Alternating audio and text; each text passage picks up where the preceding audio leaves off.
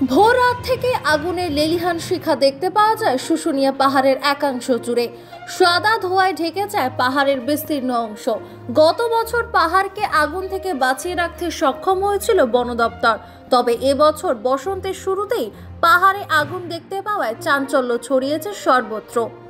কে বা কারা আগুন লাগিয়েছে তা জানা যায়নি, তবে এই আগুনের ফলে পাহাড়ের বন্যপ্রাণ ও ভেষজ উদ্ভিদ পুড়ে প্রবল ক্ষয়ক্ষতির আশঙ্কা রয়েছে।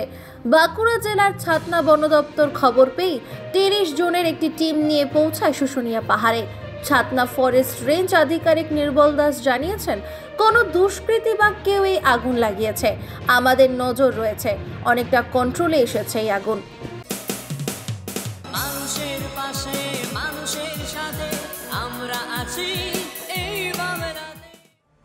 আপনারা দেখছেন সংবাদ শিরোনাম। দেখলেন তো অনেক কিছু, এবার দেখুন নতুন কিছু।